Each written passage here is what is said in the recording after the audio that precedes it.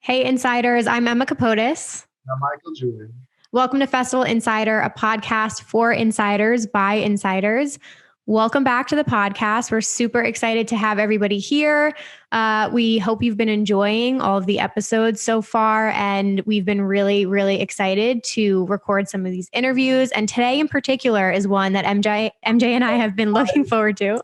I'm really so excited because I feel like it was meant to be, because like this story came out of nowhere. LP Giobbi, especially, I didn't know who she was. I swear to you, before maybe mid-September, late September, I heard about her, but I really didn't know a lot about her, and I still don't know about her. But just different signs were talking to me, and just randomly, she was just popping into all these conversations. I'm like, you know what? Where is she coming from? Who is she? And it just, got here, and I'm so excited to hear about her story and who she is, where she comes from. Really pumped about this one. Yep. No, it's so exciting. These are the types of people who we can't wait to share their stories with, because we're discovering them at the same time. And her energy just seems amazing. She's been killing it with her live streams and other organizations and things that she's working with. So we're going to discover all of that today. But before we dive into everything, if you guys are enjoying the content, we invite you to connect with us online at Festival Insider. We have a YouTube channel up if you want to subscribe over there, rate, review, do all of the things, and share this to your Instagram stories and tag us today if you love it. Please, in the comments, tell us if you have anybody you want us to talk to. We'd love to listen to your feedback and line up a great guests for the show. Yep, 100%. We want to hear your feedback. We want to hear from you guys and connect with you in the comments. And on that note, please join us in welcoming LP Giobbi to the podcast. Hey. I have, I've been a promoter since I got here from when I was a young teenager. I went to high school in Brooklyn. I grew up in Brooklyn. Okay. And I started raving when I was still in high school, and I decided that there's nothing better in the world, so I'm just gonna be a promoter, and that's it. And I don't need a job or college or whatever. And I kind of tried back and forth. It never worked out. We were making too much money when we were kids, and we were having too good of lives. Honestly, I'm jealous of my younger years. Same. And I was one of the people that helped Electric Zoo founders launch Electric Zoo, and I really got lucky because I had really great partnerships when I was younger. So I was like 20, but the partners that I was working with, they were like 30, and they've been in the club since the glory days of New York, like of late 80s, early 90s.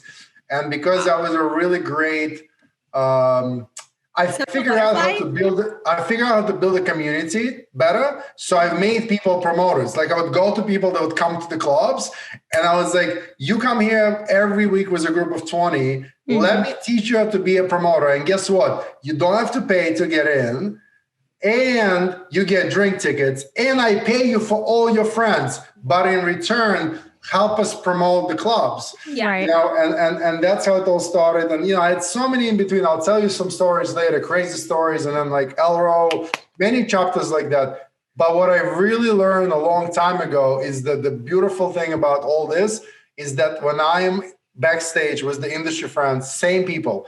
When I was 18, when I'm 30, when I'm 40, same people. It's like really family, right? And so what I really wanted to do is launch a festival discovery network platform, rather, so that the regular people, so that the fans can have a better understanding of which festivals were created for people like them. Because every festival is created for different people, right? Yeah. And I don't like that people get basically pulled into, hey, you're going to Ultra, but they don't like Ultra, and Ultra is not made for them. So they're going to come to Ultra, they're going to spend their money, they're going to spend the tickets, the budgets, the time. They're not going to like it. They're going to tell everybody it sucked. Yeah. So nobody wins. The festival organizers don't win because they're never going to come back. Yeah. So I wanted to launch this platform specifically to help people go to the festivals that's made for them. And maybe you want to go to a festival in Israel, like in the desert, and you want to go to a festival where you can like watch, I don't know, sharks or whales or dolphins or zip line. I wanted to like connect all of it. Oh, cool. But because right now, I had so much going on at all times. I just wanted to really, at some point, almost retire from doing what I'm doing and focus on that platform.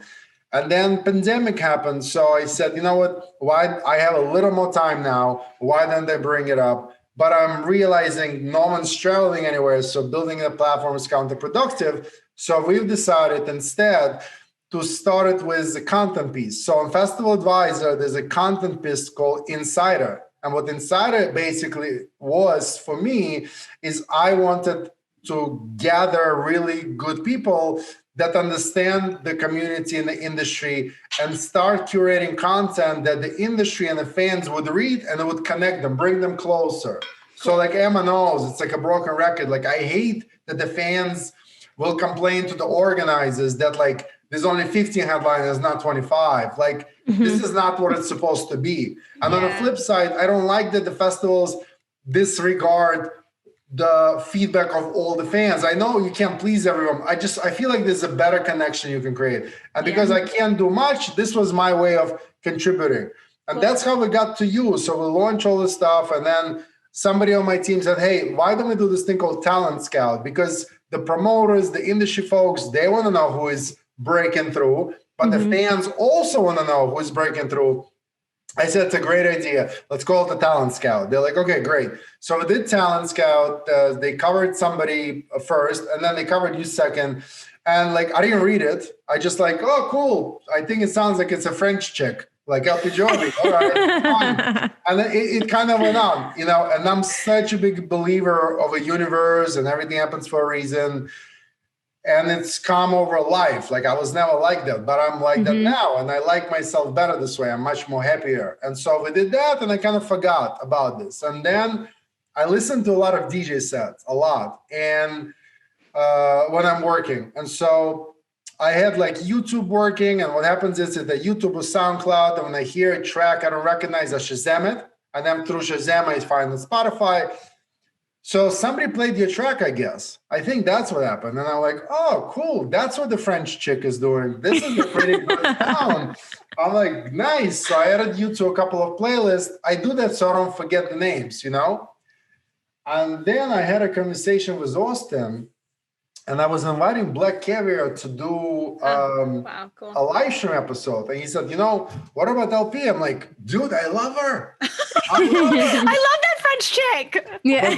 But listen to this. But this great. This is all like in the past few weeks, right? So like I'm like, I love her. Let's definitely do it. I'm like, the only problem is I promised Beatport it's only for people in America because they already got European covered. And he's like, dude, but she's in America. I'm like, oh, okay. Well, I assumed that she's from Europe. I have no idea why. I'm using my mom's maiden name, Giobbi, which is Italian. So you were right in that way. Yeah. Right. So, but it gets better. Hold on. If you think this is the end, but all this entire time, I've never, ever, ever actually heard a set from you. Never.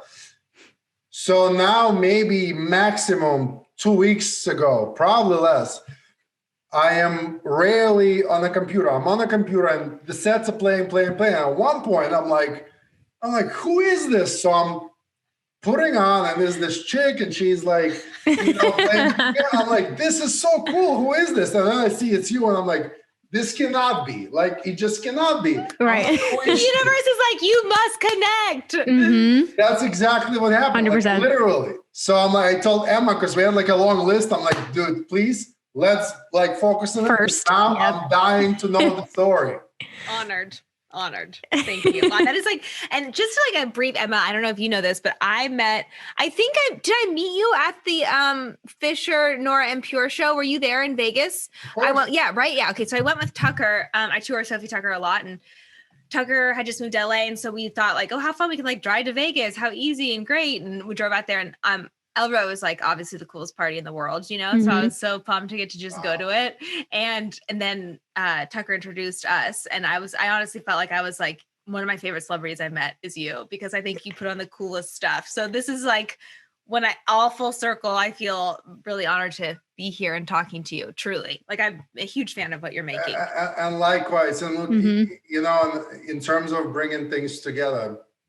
And then her agent, Emma, is Jonas. And like, honestly, I don't know if there is a better agent right now for the talents here. It's a great match, right? There's a lot so of glad to hear you say that, because I left my old agent to go to him, and I've been on it, and it was really hard. I felt really bad. It was a hard decision. So it makes me feel really good to hear that. Yeah, no, really Jonas, there's a lot of great agents, but Jonas gets this. I know, and I was just so happy to hear that, and then Austin, and just it kind of all came together. But honestly, the best thing I can tell you, the best story from all of this is I sincerely sent Juan, who is the founder of LRO, I sent him the YouTube and I said, look, man, she's pretty good. I think it really fits the sound because,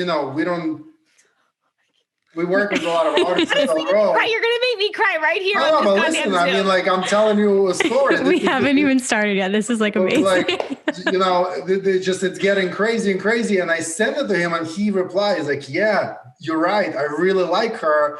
And then because he's on Spanish time, so while he's sleeping, you send me the Instagram message about Elro, and I sent it to him, and he was like in tear emojis. So it really all came. It really is crazy. It's crazy.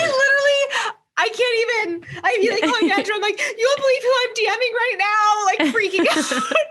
That's crazy. So wow, awesome. That's so, I mean, when I started making house music, I was raised by deadheads. I'm sure we'll get into this at some point, but like started making house music. And I feel like the parties, what really drew me to it was this like community feeling that you're part of something greater than yourself, blah, blah, blah. And you guys do that. Like, that's what I experienced at Elro, And I'm like, imagine what this is like, and Vegas, I think would be a hard place to make that happen. And you still did, which to me is like proof of the power of the community and like, just like the people you attract. And I want to be around those people. It just made me feel really good and whole. Thank you. I think we're really intrigued by your story. This is a very different setup. And it's not easy to make me dance. I'm not like a dancer. I not. But man, like I listened to a couple that were playing, and it was just a mix of completely different genres of house. And if you would to get the younger person to listen to it, I could easily sell it as all classics, even though it wasn't classics. And you know what I mean? Because it was just so many tracks of different time zones, but it really blended together. It was very unique. Where did this all start? Yeah. Oh man, great. I thank you for seeing me. First of all, you clearly are a music head and you get it. And it's funny because I just released a track recently and people are like, it's a house classic. And like, it's not, I mean, I'm honored that people are like even thinking that, but like, I'm like, ooh, I also don't want to, I think house is like a really special sacred thing. And like, this isn't technically a classic. And now it's sort of pushed me though into wanting to go that direction moving forward. Anyways, so it started for me. Where do I even begin? I'll give you my little like short blurb of how I got here. If that's do. Okay. Yep. So I was born and raised in Eugene, Oregon. Beautiful. Most people don't know where that is, but it exists. And I was raised by deadheads. My parents ended up there because they were following the Grateful Dead around in their 20s, truly selling grilled cheese sandwiches to like keep going on tour. And they ended up in Eugene, and my mom worked at a record shop. And, eventually they kind of like grew up and had children and did the whole thing. But every Sunday, instead of going to church, we would put on the Grateful Dead and like as a family and, listen to music and dance and stuff. And that was my spiritual practice. So music has always been really entwined in that. And then I went to school to study jazz piano performance. And so I started playing the piano in second grade, and ended up at UC Berkeley to study jazz. And I spent the next 4 years really intellectualizing music. So I could tell you exactly what notes to play over these chord changes. I had to do a lot of playing in front of people to get judged for a grade. And like, it kind of all was very theorized in my head. I studied it like almost like you would classical music or something. Mm-hmm. And then my friend took me to my first DJ set, Tornado Wallace in San Francisco. And I remember showing up and walking into the club and being so confused.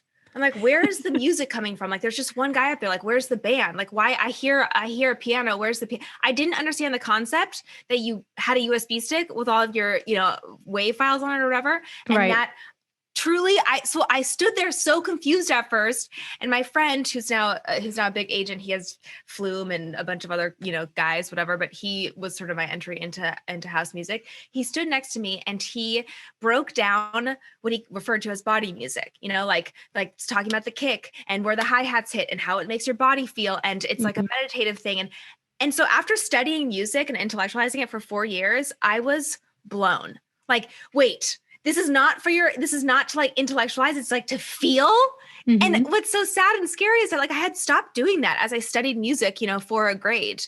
And so it just like, I remember having like a very cathartic, like sobbing practically on the dance floor. Like, this is what I want to be a part of. And this is what I've completely lost touch with. And how do I do this? So I was playing, after I graduated, I was playing some jazz gigs, just like solo piano jazz gigs at some bars in San Francisco. And a gentleman named Peter Franco came into one of the bars one night and asked if I wanted to join an all-female electronic band and move down to LA. And I did some research on him, and it turned out that he was an engineer and producer for Daft Punk. And I had heard of them, but barely. This is like, I was like listening to jam bands and, rock and roll and jazz pretty much exclusively still. And I decided, and I told him, I don't even know how to turn on a synthesizer. Like, I don't think I'm qualified for this job. And he said, no, if you know music theory, the rest will be super easy for you. Don't worry about it.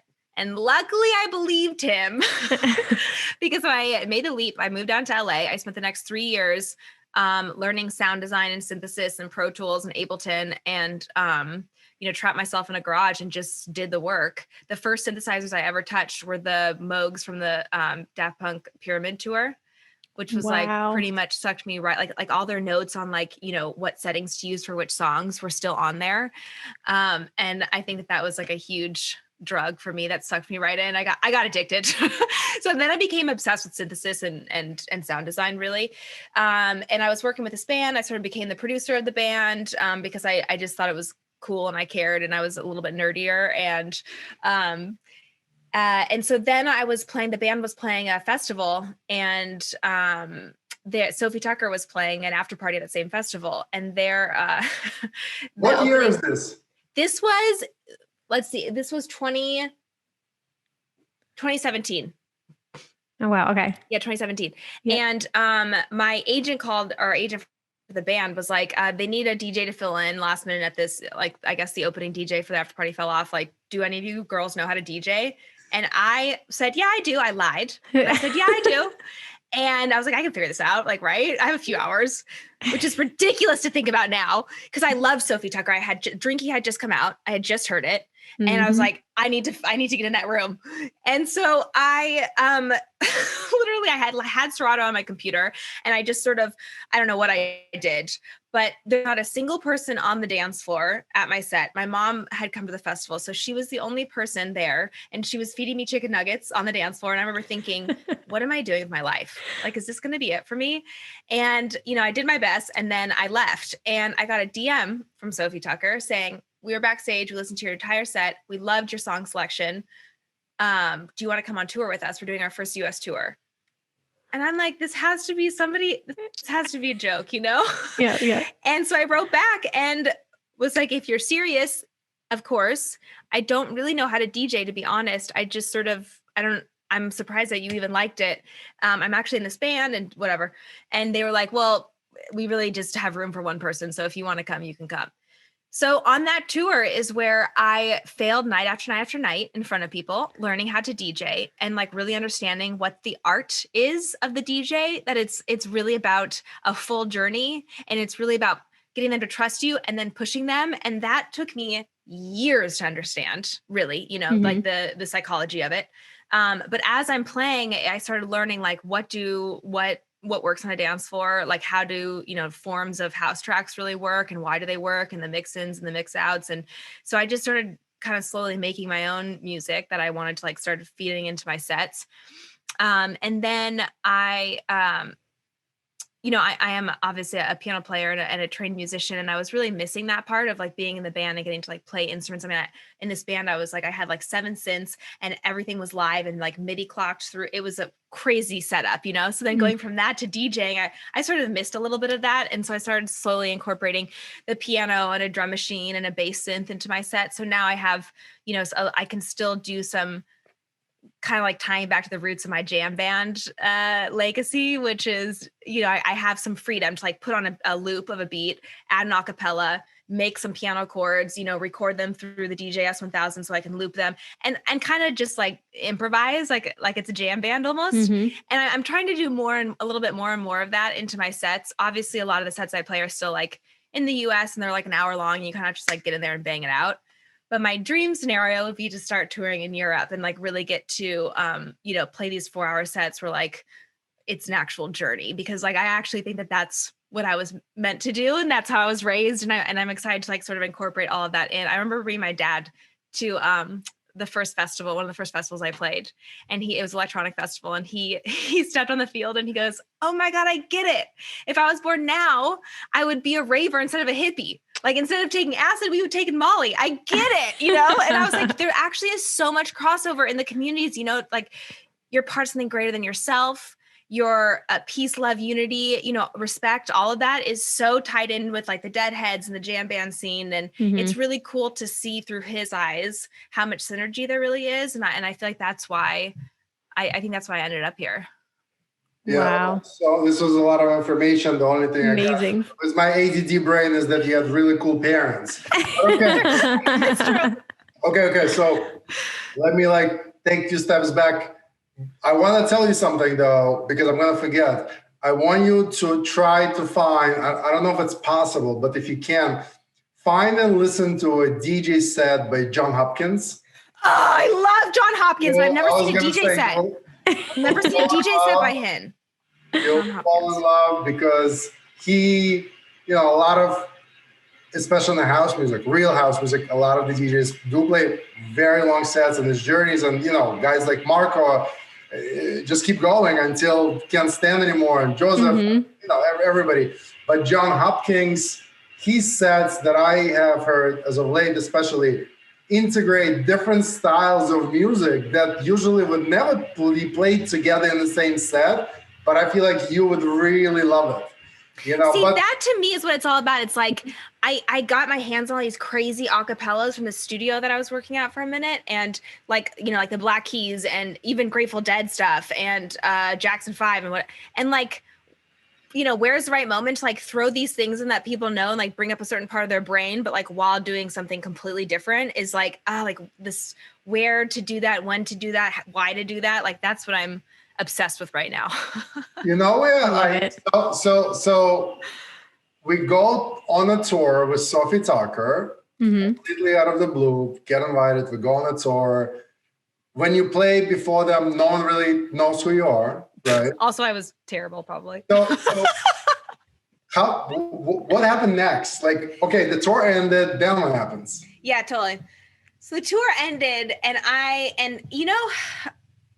man, I'll tell you what I've learned from this journey is that belief is really belief is the biggest currency that you need for doing this work. You have to believe in yourself. You have to have belief it's possible.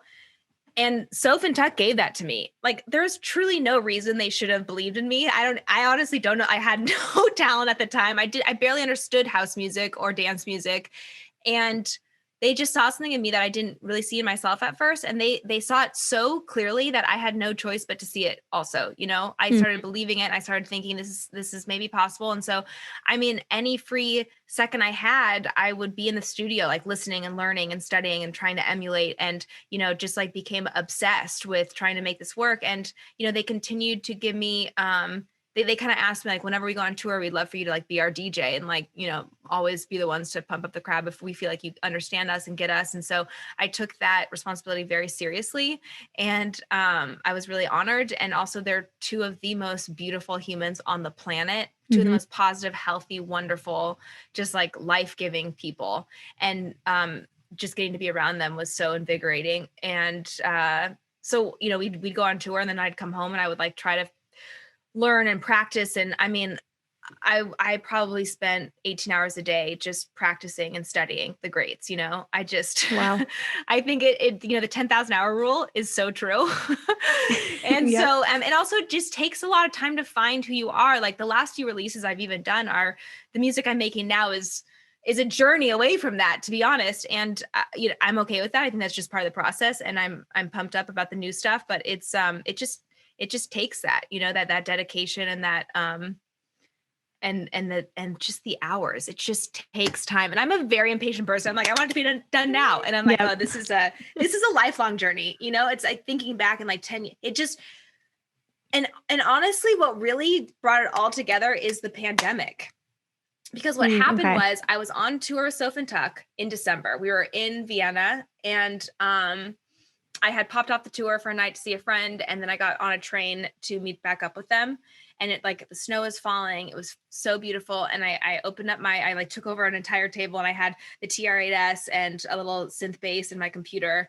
And the TR-8S actually acts as an audio interface. So I was able to like record like this like little tiny piano and whatever. So I'm like looking out the window and it's beautiful. And I kind of like think back to my jazz days and like start making like more like chords with sevenths in them and like a little bit more.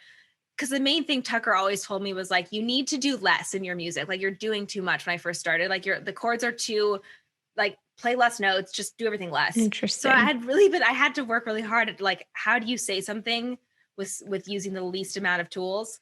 And so I'm sitting there, I'm seeing the snowfall. Like I kind of like wanted to feel more emotional. I like recalled back to the jazz days. And I remember showing up at the venue and saying to Tucker, I wrote something I love, but honestly, it's like almost too beautiful for this project. And like, I don't really know what to do with it. So, you know, I essentially like threw it away. Mm-hmm. And then when the pandemic hit, I remember thinking how inappropriate it is, or it felt inappropriate to like make house bangers for a dance floor that didn't exist. And so I pulled this track back out of the trash. I sent it to Little Boots, and it ended up being Meet Again. And Meet Again is a song that like made me understand that I could be a little bit more beautiful if I wanted, and that it just made me be able to be myself. Mm-hmm. And it's the track that connected with people the most. And like, I don't think I mean, I know like everybody always told me it's like so cheesy, but like the more authentically you can be, like, that's when it will happen for you. And it took that experience of like kind of feeling like, okay, well, all I literally did before was tour, and now there is no touring. So like, I kind of have to start over. Mm-hmm. And I kind of have to figure out how to make music that can connect with people. And that song did. Wow. I'm just sitting here thinking like, you did the damn thing. Like you like were invited and you were just like, I'm going to learn and I'm going to figure it out and I'm just going to keep working at it. And I absolutely love that story. Was there a moment on that tour with them that you remember you're like, okay, I'm getting a little bit better at this, or like I'm starting to feel this, or was the whole tour you were just trying to figure it out the whole time? Yeah. Great question. You know, there were like like moments, as in like seconds, like literal seconds where I'm like, oh, like I get like I could feel myself like recalling the right next song, and like it kind of felt like this, but that literally only lasted for seconds. And then most of the time I was up there, I would feel like, what am I like? I would feel like weird and awkward and embarrassed. And that was, I became like okay with that and used to that. And then I'd get off stage and like go on the tour bus and like just like try to like crate dig more and like listen to other people's sets. And like every single day I made it I made myself listen to somebody's set, like watch their entire, like watch the Blessed Madonna play or watch Honey Dijon play like an entire set, you know, like literally like trying to see like what is Madonna, the Blessed Madonna doing when she's like mixing in right there, what song, like Shazamming all the songs, and then like having that song lead me to like another song, and then like starring the ones that like I want to try to make myself my own version of that. And it was an awesome process. And also like, I didn't really think anything would come of what I was doing. I was just like being a DJ, and, you know, that's also a ridiculously funny thing, kind of, you know, everybody wants to be a DJ. And so I just sort of tried to enjoy the process and have fun with it. And, you know, one thing leads you to the other thing, and not try to be obsessed with the outcome. And obviously that's when, you know, the best stuff happens for you, when you're just like open to the journey. Wow. Which I happen to be. And I'm pretty anal retentive. So like, I was one of the first times in my life that I felt like open and just like ready to, whatever brought me, I would accept. Yes. And Totally. which is what you have to do as a DJ, you have to do yes. And 100%. Yeah. And I just think the timing of this is so interesting too, because it's almost like with this pandemic, it's just presented a completely different opportunity to you, because I'm sure like once this is over, I'm just going to be super interested. I have to see a live set of yours just to see how it's going to be different now post pandemic, but now you're doing live streams as well. So how has live streaming played into everything for you as well this year? Dude, when my manager called me, I had like 65 shows canceled right when the pandemic hit, and she calls me and she's like, you're going to have to live stream. And I was like, are you out of your mind? Over literally my job as a DJ is to read a dance floor and like feel their energy and like, what do you mean live stream? That's absurd. And then she was right. But the thing is, that's been awesome about the live streaming is that, how the Beatles went and played night after night after night in that like really shitty dive bar, wherever. And that's like kind of like their origin story and why they like got so good. I feel like that's what I'm doing right now. It's like, sometimes it's kind of soul sucking, like not playing to a dance floor, but it has forced me to be exponentially better at this thing. Like I really have to create dig to play something different every time. Cause I'm like on Saturdays, I do 2 hours with Insomniac and then 2 hours with Blondish's Abracadabra. And it's, I want to play, the same people are tuning in. So it's like, I really want to bring something different every time. And it's forcing me to like get better at improvising over tracks on the piano. And it's just like every single day I'm engaging in it versus, like on the weekends or whatever. And like, also when you're touring, you're like, you can like, that these songs worked the other night in the other city. So I'm just going to kind of, and like, you cannot mail it in. Right. And so that's been, it's been awesome. Like I'm like actually the set that I just recorded for Beatport is I literally at the end of it, I have a friend who like helps me do all the streaming and records all of it, does the visuals. Xander, he's the best. When I finished it, I was like screaming like, unleash me. I'm ready. Like I'm ready. I could just feel like the next level of improvement has happened for me. And I just like, can't wait to get out there and like lick people's faces and just, be in that energy. Yep. Oh, so I was going to say your visuals are awesome too. Cause you got to picture like, it's definitely what you're in front of a green screen, probably like in your home somewhere, but then you have like a fish tank or this like, then you're in a rainforest, another one. Yes. It's so I'm actually awesome. streaming out this like old church that we bought in Austin that is next door to where we live. Oh, and wow. We have some friends like come by every once in a while and they're like, oh, this is because it's just a green screen behind me. It's like, it's not interesting. Yeah. It's always funny when they see that. Wow. Yeah. I was going to say too, because you have your piano playground set that you do. We just started releasing live stream, we're re-releasing live stream roundups, and we had that in this weekend, but you're so right with the people who tune in every single week. I don't know. I feel like it's weirdly intimate because this year gave us the ability to have this shared almost relationship with our favorite artists, because now we're in their homes and we're seeing them on a weekly basis in real time. I don't know. I just find it weirdly intimate. I'm glad that's one good word for that. Nobody's ever said that. And actually that's so true. I feel like, and like, there are certain people that always tune in, and I don't know, maybe like I just know their chat names, but I feel like I know what kind of comments they're going to make. I know what tracks they're going to like. I know it's actually, you still can feel it. You can, even though I can't see them. You got fans. It's starting to happen. You're building a real community. This is fascinating. Yeah, it's really cool. You can tell, like,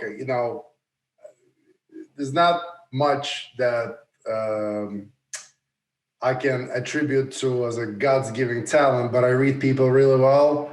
It's tough for me to sit down quiet. My ADD is like, the one thing that I feel from you is you just have so much love, and it turns into this energy, and it's so easy to feel.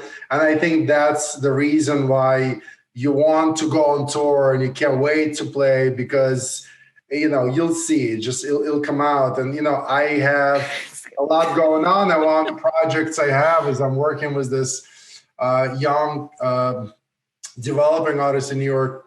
His name is Mime. And it's the same thing. Like I tell him, listen, just as you go into the studio and you do more and more and more and more, you're going to realize, oh my God, shit, I can do this and I can do that. And it's just going to be naturally evolving because it's either you got the talent or you don't. And if you have, it's just about putting in the hours. And then it just comes in. My good friend, Gene Mihov, had this toast he used to say a lot. It was something like, let our desires be shocked by our abilities. It's like very similar. You just got to keep going. And like, as you, I love that. I'm writing that down. As you play in front of more people and you, as you say, feel the dance floor,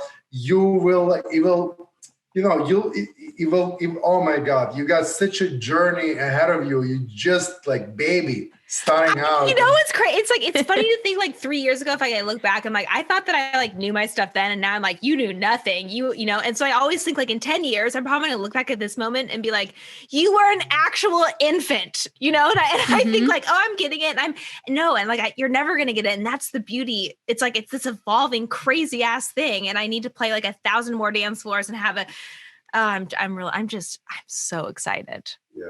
Oh my God, I'm excited for you. I was gonna say, but the thing I think that a lot of us have in common is you went for it, because there are so many people who won't or are going to be too afraid. Even if they are extremely talented and they are working really hard, they might just be afraid to take that next step and just like hold back a little bit. So you went for it, which is amazing. Well, it's my friend. She has a phrase for that. And okay, so right after I saw the Tornado Wallace in San Francisco, I became obsessed with house music and started throwing these like crazy, queer, weird underground disco parties with one of my best friends. And unfortunately, we named the party ISIS. And this was literally right before 2011 when the terrorist group took over. And we named it ISIS after the Egyptian goddess queen. But then, we actually only we started getting only Middle Eastern names joining our page. And then Facebook shut it down. So it was the end of our party. But for like the few months that we had this party, we had some PBR Street Gang. We had Jacques Renault. We had Kim Ann Foxman, some just awesome artists. And my friend who I threw the party with, she called that energy tits first. So she, like, for instance, the first CDJs I bought, I called her and I was like, hey, this guy's selling these CDJs on Craigslist. Like, will you come with me to buy them? And she was like, what are CDJs? And I said, I don't really know, but I think you need them to DJ. And she was like, you are so tits first. You have no idea what you're doing and you're just going to leap into it. So that's a phrase we've thrown around. Yeah. We need the merch. We need the merch.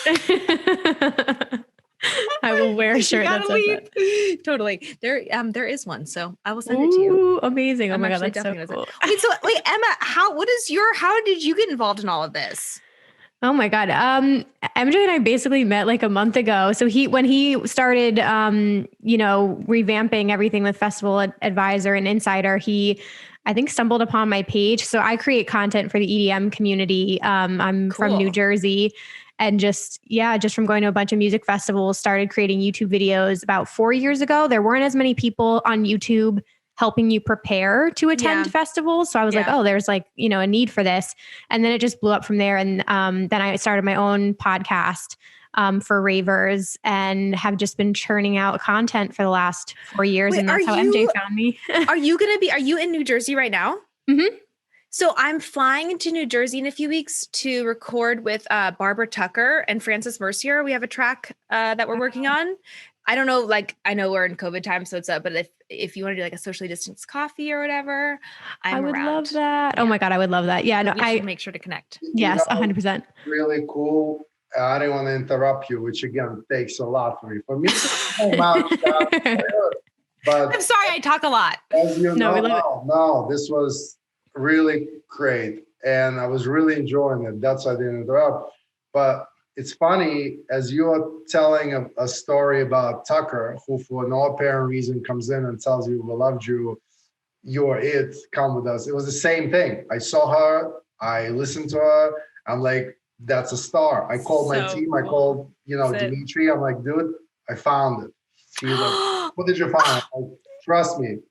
I'm going to cry for you. Honestly, that is the biggest, when somebody sees you and you're full entirely, and then guess what? You become what they see, because like that's the mirror effect, and it's so powerful. She totally gets it. And it's just so important in what we do that people that talk about it are authentic and sincere and from the heart, and she's got it. And so she cool. doesn't have ADD, so it's a big plus.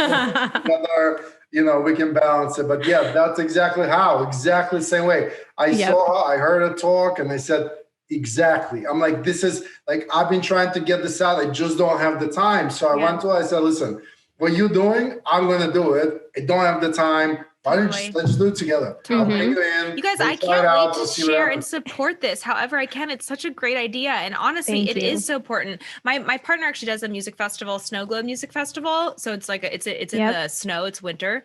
And like just seeing the community that has like taught each other like how to dress for it and have like, they kind of like share this information that is like so, but I've never seen a platform to do that. It's a really cool idea and really necessary. SnowGlobe is here, right? Somewhere. Yeah, it's in Tahoe. Tahoe. Yep. No, I know, it's crazy. Well, we just talked a little bit. It's another episode. I don't know if it's gonna be out before or after this, but we talked a little bit about like influencers in the space or content creators. And we were just saying, MJ comes from the industry, and then I'm a little bit more on like the community side, I guess. So we're kind of merging the two together. But it is so true. There is this whole new, same for you. Like, not only are you an artist, but now you also have to have these social profiles and be in touch with your fans, and then have this whole, persona that you have to keep up with as well. And it's kind of similar in the festival space. It's like a lot of it is word of mouth. And if these content creators or influencers are talking about the events and sharing their experiences, a lot of people are going to listen to what they're saying. So it is nice trying to merge the creators of the festivals with the content creators who are vlogging them and doing all this stuff. It's a crazy world. Part is just changing this completely. And the thing is, no one knows how it's going to change, because there's going to be a lot of paradigm shifts in the next few years. But I heard today talk, who, I want to say it was ESPN or CNBC. Something was on while I was making myself some lunch. And they were talking about Shakira. And it was like, Shakira, obviously goddess on all the songs, but now she's someone that has 70 million followers or whatever the number was. Yeah. People know her for her. And then able to come in and do these performances or Super Bowls or whatever. It's just the digital. Just now you have a totally different kind of, there's no expiration.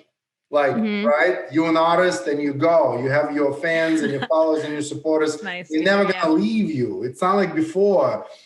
If it's real, it doesn't get played out. Oh, people interesting perspective. I love that. Well, especially being a woman in this industry, sometimes I feel really grateful to be in the dance community, because I feel like there's less of an expiration date on you. I really feel like I look at, Blessed Madonna, and I look at Nina Kravitz, and I look at, Amelia Lenz, and Honey Dijon.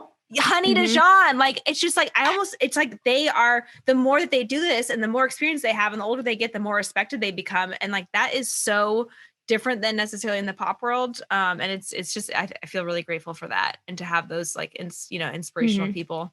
Women are popping off 100%. It's happening. You guys, I started a nonprofit called FEMME House to teach women how to produce. I have that on my list. Yes. Let's talk about it. Go. Okay. Go ahead. So we just got this crazy, man, this year has been hard in a lot of ways, obviously pandemic based and everything, but there have been some crazy silver linings. And one of them is Coca-Cola just ended up discovering FEMME House, because we had to move online and do all of our workshops and online courses and everything online.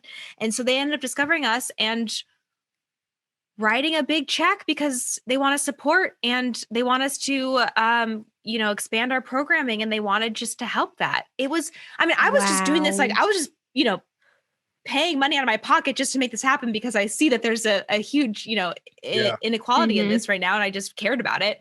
And to see, and then Moog came on board, and Roland, and Native Instruments, and Ableton, and Guitar Center. And we're starting a really cool scholarship program for women of color to get all the gear they need to start producing. And then the mentorship and connecting them with other people in the music industry and other producers. And it's just been, congrats. That is fucking huge. It's just been like we got to actually incorporate into a 501c3 nonprofit, and just seeing that these massive brands care, it's just blown my mind. Like, I remember the first time I heard that Grimes produced her own records, and this is at the time when I was in the band, and we were always in the studio with male producers, which I had great experiences with, but I truly didn't even conceptualize myself as in the role of the producer until I heard that Grimes did it herself. And I thought I was raised by hippies who were like, you can do anything and you could be anything. And I still didn't even think I could go for that role because I just subconsciously never saw myself That's there. what my kids are gonna say. We were raised by hippies, and they told us that's literally which is the greatest gift you could be given. I mean, especially the more Mm-hmm. artists that I meet in this space, like how much they had to overcome their parents, you know, not really digging what they did. And I feel so grateful. Your kids are very lucky. Mm-hmm. Yeah. And so I just became hellbent and obsessed on A, becoming that visual representation for somebody else, and B, starting a space that would help that feedback loop and, you know, the education piece of it, so that hopefully in a decade from now, we're seeing more and more women behind the, you know, running the gear. Wow. That is so cool. Can you talk a little bit about the courses that you've done so far? And if you have anything coming up too, plug away. Cool. So we do free monthly workshops. They're all based in Ableton, and, you know, everything from sound design to mixing, engineering, recording, all the basics to be able to speak the language of the studio and, you know, start your own songs. And then if you want to dive in, we have online courses that go into each topic a little bit more in depth. And we are on our third set of online courses, and we roll those out every other month. And then the workshops are every month. This is femmhouse.com. We'll show you how to sign up and all that stuff.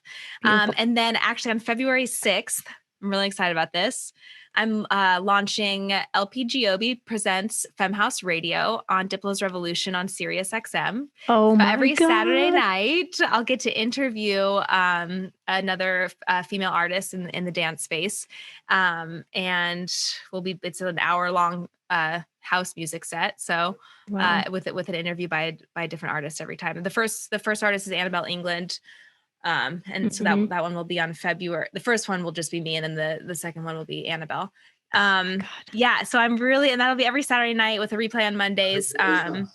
Yeah. So I'm really pumped about that. And then we have a few bigger live streams with some live stream partners coming up that I'm not allowed to announce yet, but will soon. Amazing. And some stage takeovers at some festivals, hopefully in September, if those happen. And then a scholarship program that we're going to be rolling out and taking applications for. So that is so cool to hear. Oh my God. I was going back to your Instagram and I saw a video of you when your song was first played on the radio. I think it was on Diplo's, one of his streams. It was on Diplo's Revolution, and I was in the car with Tucker in Florida where I was out there to write with them. And that was I can't tell you what that moment was for me. I'm going to cry thinking about it. It's like, I just like wanted to like learn how to make music. I just like want to be able to like bounce out a song in a session, like have it be something I made, you know, and then to hear it on the radio. And then they called me to offer me my own show. Like, what? That's what I'm saying. This is so full circle, because I think that was back in August or something like that. So I was going to say, I know it's like weird to it's kind of like meta to take yourself out of the situation, but to hear that you have a show coming up on that is, you guys, so cool. It was, my manager called me. She's like, "Are you sitting down?" Because I had Meet Again it became the most played song on their station. And then I released another one that became pretty popular too. And so then they just reached out and were like, "Hey, does she want to do this?" It makes me like feel like, oh my gosh, like that's too good to be true. I mean, just the fact that I get to share music, you know, that I get to make music is insane. It's insane. It goes back to what you said before. If you just can have faith, and then things are happening, like, you know, it's meant to be, just go, right? And that's exactly how things fall in place. And it's like the most amazing feeling. And then, you know, once I've learned to experience that feeling, it's only been a couple of years. It's changed my life completely. You touched on the universe thing, and how did that happen for you? You know, I realized that I have so much on my plate, and if I'm going to stress out over everything and all the uncertainties, I'm just going to go nowhere. So I'm like, look, you know, it was always, oh my God, why does this happen to me? Because there's always downs all the time. And the more you do and the more projects you work on, the more curveballs you get, and the more things you do. And I was like, what? And then one day I smoked a lot of weed and I said, I'm the luckiest person in the world. Look at me. My wife is here. My kids are here. My parents are healthy. I have I'm almost quiet. I never tell people how happy I am about my work because I don't want to jinx it. I got everything, you know, money is just money. They come, they go, whatever. But I'm like, wait a minute. I'm actually the luckiest person I know, like literally. So then like for the next 2-3 years, everything that has happened to me, I somehow found a connection from 4 years ago where I said, like in 1 year, you and I may somehow be standing in Ibiza somewhere, and you might be accepting some award. I'm just saying. And I'll say, but listen, and I'll say, if I didn't start Festival Insider, which by the way, I had no idea what the purpose of it really was for me personally, because I don't make any money. If I didn't start it and that talent scout didn't happen, and it only happened because I knew Cat Bain, and I only know Cat Bain from all of a sudden my head starts connecting all the dots. I'm like, dude, if everything doesn't happen for a reason, it happens for a reason. And once 1,000%. I love that you got. I think that is honestly, it's almost impossible to have a bad life if you get it. If you get that concept, if you like really understand that universe does provide, that like one thing leads to the next. This is a journey that we are so lucky to even be here. If that's your perspective, then everything is a blessing, and I'm going to be honest, there are days when like I can be a little bit more negative, but right now talking to you guys, it's it happens. It's true. It's like, that is a really beautiful place to come from. All the time. I got to take a deep breath and say, but I'm so grateful for so many things. Does this really matter? Because like, will it really matter in 2 days even? Totally in 2 days. Totally. It's so, this whole conversation is so funny. The first time I spoke to MJ, he said something along those lines, kind of like this meeting was like meant to happen or something. And I was like, that's when I knew, because I had a similar like spiritual journey kind of thing recently as well. And like, even just this conversation right now, when you say something in front of your phone, you don't actually search for it, but then you start getting ads. Yes. And they start popping up and you're like, what is going on? I swear, once he mentioned you, I was like, okay. And then all of a sudden your live stream pops up on YouTube, and then Insomniac Records shares your record. And I'm like, what the fuck? And then all of a sudden it's because now I'm aware of you and now you're in my universe. And it just was like one of those things. Yeah. Totally. That makes me feel so good. Like it's all worth it. I mean, there's been a lot of, I've missed family functions, and I've missed a lot of sleeping hours, and I've had to be really selfish to pursue this. And knowing that it like brings me to people like you guys really just like, it just reinvigorates this journey for me. Like, I can't tell you how grateful I am. Very mutual. Honestly, I feel very humbled. I meet people that I know they are all about giving love and not caring about other things, but just giving. Yeah. And I get angry just like you, disappointed. Like my totally. That I swear to you, I get goosebumps, because like this is the world I want to live in, surrounded by people like that. And that's partially why I love the world that I'm in. It's not easy. Traveling and being in the festivals, and the kids are here, and my wife, and it's just like and then like there's so much self-blame that I had to do over the years, but it is all so worth it when you're standing in a stage with the same people you shared the stage like 15, 20 years ago, 10 years ago, and it's all smiles, and it doesn't matter how old anybody is. It's all so worth it.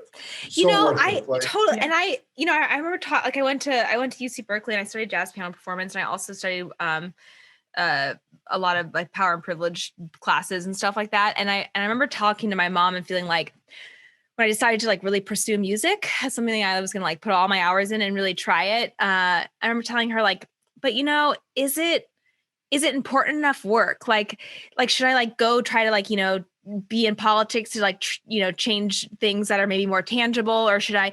And I was really worried, like, is it changing people's worlds enough for the better? And I was kind of struggling with that. And my mom said to me, listen, going to see the Grateful Dead are the happiest memories that I've ever had. And I would leave those shows and feel like I was part of something greater than me. I would feel loved. I would feel whole and secure. And that's all people want. They just want to feel loved. And if you can be a part of that for somebody, that work is important. And, really like it took me a while to really understand that. But man, I have been on dance floors that have changed my life and that have made me feel like loved and whole. And I think it is really important. Yeah.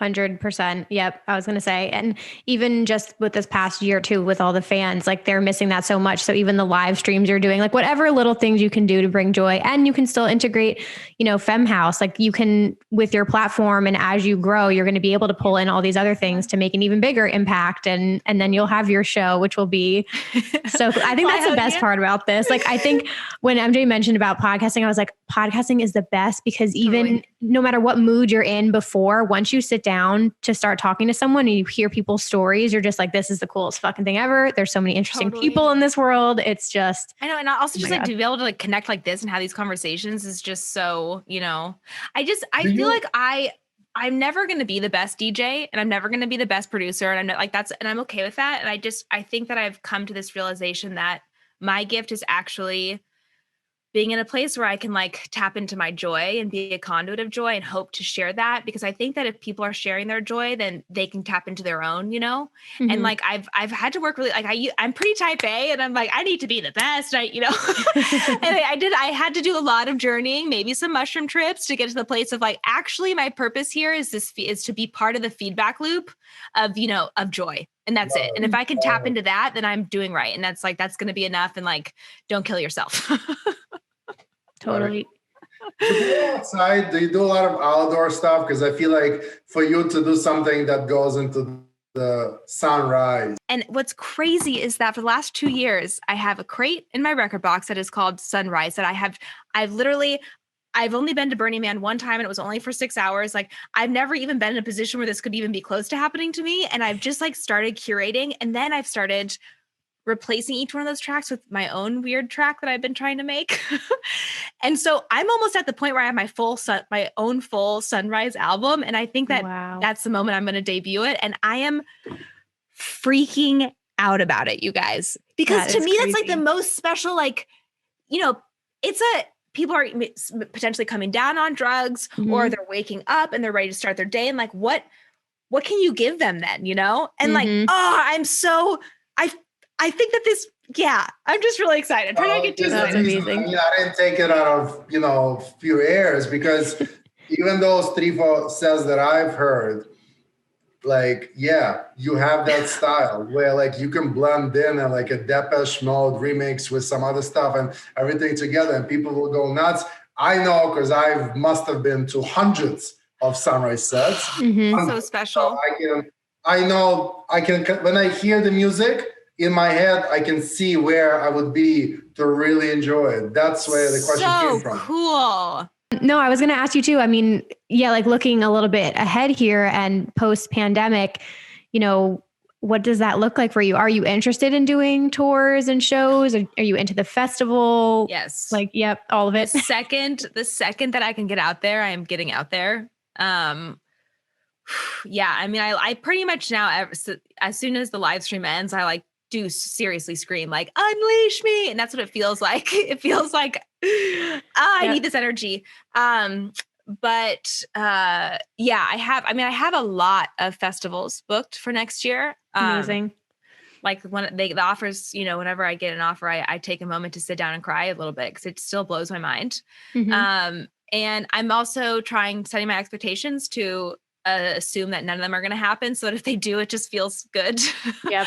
But the second that the touring can start, and I've started to get a small amount of momentum in Europe. And so I just signed with William Morris internationally as well. So the second that I can get to, because I think that that's, if I'm really going to be a student of dance music and house music, like I really need to spend a lot of time there. And I'm so excited for that, potential opportunities out there and to like really hear the greats, the people that are playing. I think your people should talk to Circle and get you on one of those, like, yeah, that would be cool. I think that I love the Circle sets. I'll have my people talk to them. Mm-hmm. It's still, you guys, it's still a very pinch me moment for like, it just like sort of started, what is that thing called? Like when you hit the momentum and it starts to go upward naturally. Momentum. God, yes, but there's a word for the graph of Oh my Google, gosh. what's the synonym for momentum? No, maybe. Anyways, like that has finally, instead of like going uphill, it's finally started to go downhill. And that feels, it's crazy, man. The journey is crazy. And I just feel so grateful to get to a point where I understand what I want to make, I mean, right now, and I know that will change. I'm trying not to get too, like, I just made a song yesterday. Honestly, I wish I could just send it to you. Oh my God. I love it so much. It's like an 8-minute journey of like, it's kind of very bicep inspired and quartet. And it's like this weird, yep. Guys, I can't wait for it to come out. It's going to be forever, but I just, that's what it's all about. That moment of like, you're in the studio and you just start screaming. It's that moment. We are really rooting for you. We are really rooting for you. Yep. Oh my God. I can't wait to experience a live set. I definitely will lick your face. Don't you worry. Oh my God. No, it's amazing. So much. Yeah. Thank you for this time. I feel really pumped to be connected with y'all. Where can people connect with you too? Plug where any live streams you have coming up, all that good stuff. Yeah. I'll, at LP Giobbi on all socials and, at This Is FEMME House on socials and website, and streaming every Saturday, 10:30 a.m. to 12:30 p.m. Pacific time on Insomniac for my house hymn set. And then again on Saturday night on Welcome to Abracadabra, Abracadabra's Twitch, Blondish's Twitch, at 8 to 10 Eastern. Amazing. Oh my God. I can't wait to watch these. Is it just like a party for you in the background, or are you super focused, or do you get to like relax a little bit and have a cocktail? Yeah. Great question. It's actually, I like to be sober when I'm playing and performing because I feel like, I mean, I like to have drinks, afterwards and everything, but I feel like my job is to like tap into my inner child when I'm making music and performing music. And I can more easily access that when I'm really, really present. But then as soon as it's done, I like to have a few cocktails. Oh my God. Yeah. I'm looking forward. I'm so excited for you. We're both so excited for you. I'm looking forward to it. We will come to the set. We're not going to mention now when it happens. And just be out there crying and hugging everybody. So perfect. Thanks. I really believe in what you guys are doing. Obviously, Emma, I looked you up and stalked the shit out of you, and you are really rad. Seriously. I love the community you are building. I get why good for you. You can recognize talent. And it's just truly, I love what both of you are building, and I'm really excited to support it however I can. Thank you.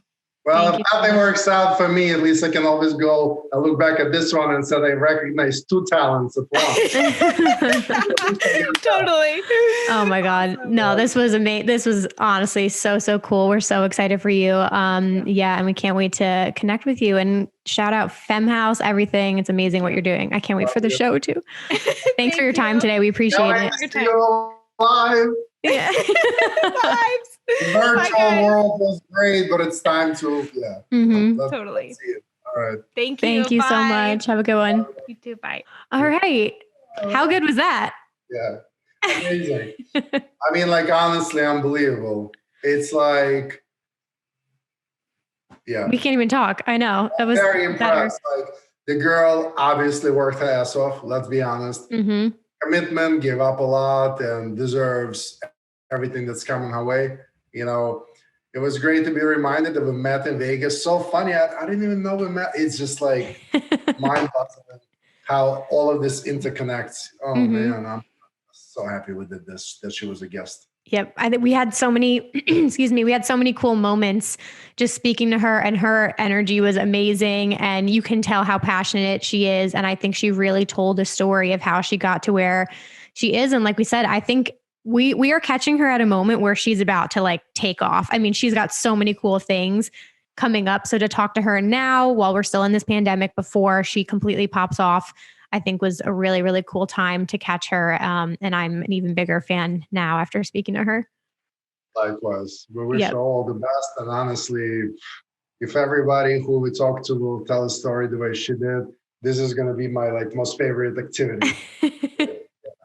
100%. I leave these feeling so energized, and it's just because of you feed off of each other's energy in this conversation. But please connect with her, show her love and support. Share this episode if you enjoyed it and tag at Festival Insider. You can connect with MJ. Where can they find you on social media? The one and only social. But, more importantly than me, I really want everyone to just comment, tell us what you think, and just tell us the truth. We're doing this for you. So we want this to be something you're really interested in. Does the time work? Are the guests? I'm sure you like this one, but who else you want us to talk to? Just talk to us, because we're doing this for you and we're doing it together with you. So let's go. I'm so pumped. 100%. Thank you guys so much for listening. And we will be back next week with a new episode. Bye.